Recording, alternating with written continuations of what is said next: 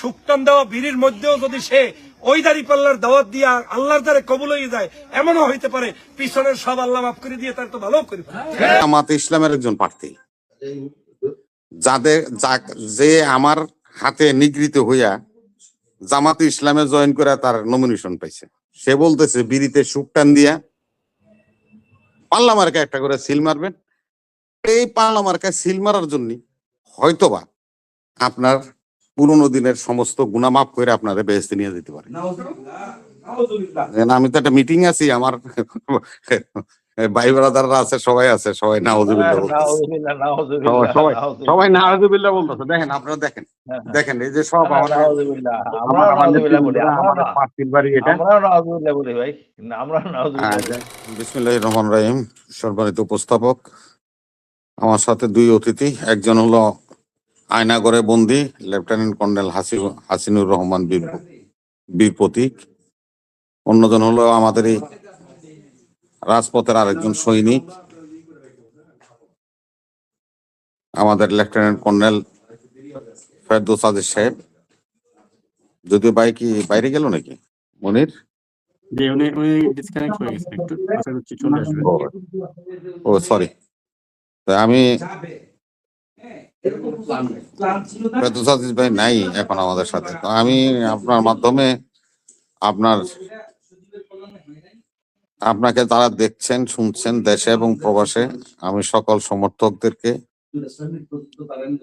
আপনার পক্ষ থেকে, আমার পক্ষ থেকে, বিএনপি পক্ষ থেকে আন্তরিক ধন্যবাদ এবং শুভেচ্ছা জানাচ্ছি। প্রথমে আমি আমার নেত্রী বেগম খালেদা জিয়ার আত্মার মাগফিরাত কামনা করে নিলাম।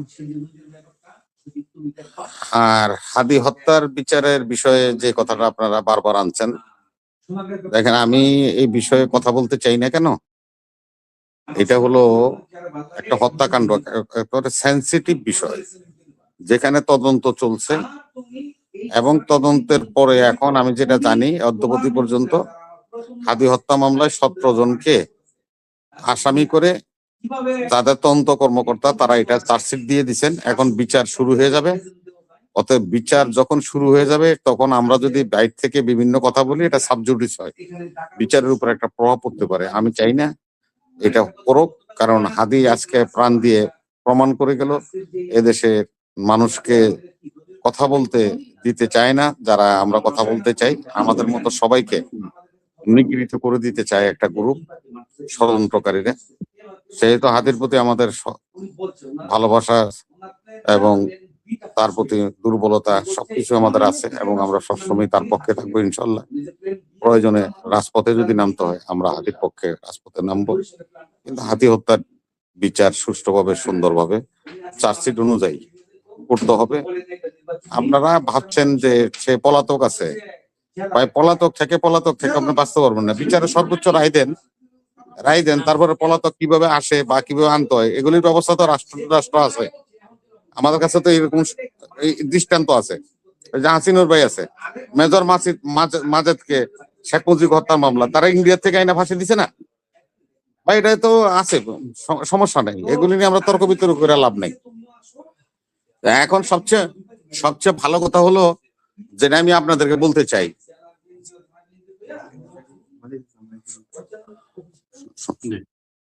আমি যে কথাটা বলতে চাই আপনারা যেটা শুনছেন এবং দেখছেন দর্শক সকলকে, বাংলাদেশের জামাতে ইসলামের একজন প্রার্থী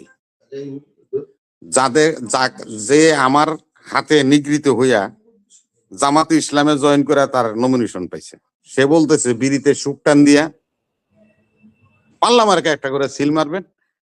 এই পাল্লা মার্কা সিল মারার জন্য হয়তোবা আপনার পুরোনো দিনের সমস্ত গুনাহ মাফ করে আপনারা বেহেশতে নিয়ে যেতে পারে। আমি তো একটা মিটিং আছি, আমার ভাই ব্রাদাররা আছে, সবাই আছে, সবাই নাউজুবিল্লাহ বলতেছে, সবাই নাউজুবিল্লাহ বলতেছে। দেখেন, আপনারা দেখেন এই যে সব আমাদের পার্টির বাড়ি, এটা আমার পার্টির বাড়ি, আমার পার্টির ছেলেও আছে এখানে।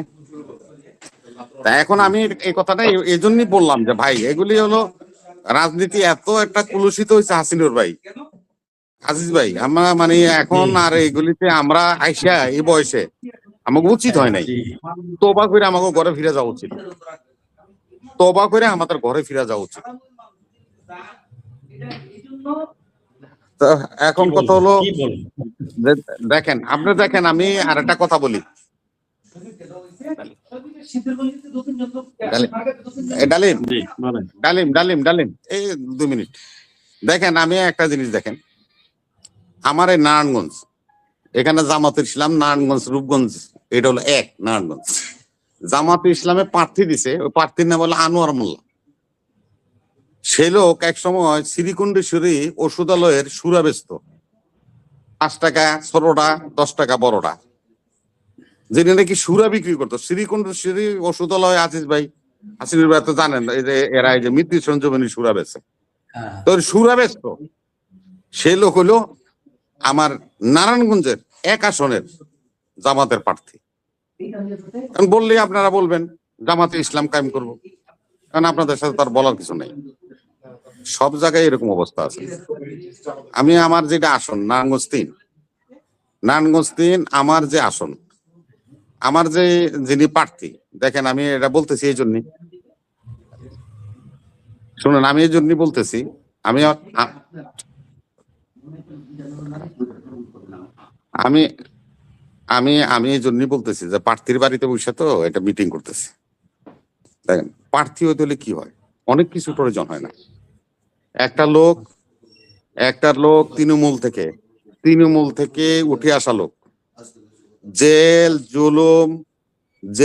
জুলুম হত্যা মামলা সকল কিছুই আপনার শিকার হয়েছে একটা লোক। দেখেন, সে কিন্তু অনেক বড় ধরনের মাপের নেতা না। আজহারুল ইসলাম মান্নান অনেক বড় ধরনের নেতা না।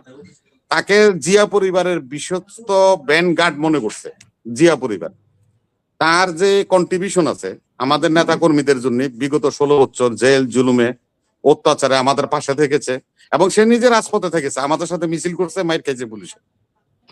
আমাদের এই এলাকায় 7 জন হলো আপনার প্রার্থী, 7 জন প্রার্থী, সবাই কিন্তু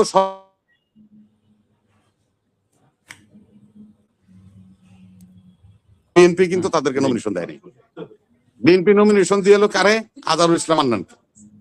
এই জন্যই আমি আজহারুল ইসলাম মান্নানকে নমিনেশনটা দিয়ে দিল। কি জন্য? আজহারুল ইসলাম মান্নান জিয়া পরিবারের বিশ্বস্ত লোক এবং জিয়া পরিবারের ব্যান্ডগার্ড। জিয়া পরিবারকে রক্ষা করেছে, 17 বছর রাজপথে থেকে আন্দোলন করেছে, লজিস্টিক সাপোর্ট দিয়ে এই দলকে পরিচালনা করছে, যার কারণে তাকে নমিনেশন দিয়ে দিচ্ছে। এই সমস্ত নিয়ে বিতর্ক থাকতে পারে, এই বিতর্ককে রাজনৈতিক টপিক্সের মধ্যে আইনা আমরা যদি এগুলি নিয়ে চুলচেরা বিশ্লেষণ করি তাহলে অসুবিধা। ধন্যবাদ আপনাদের। আমি মিটিং এ আছি। আজিজ ভাই, আসিনুর ভাই, আমি আছি, আপনাদের সাথেই আছি। আপনারা চালান, আমার আবার যখন ডাকবেন আপনারা আবার আসবো। হ্যাঁ।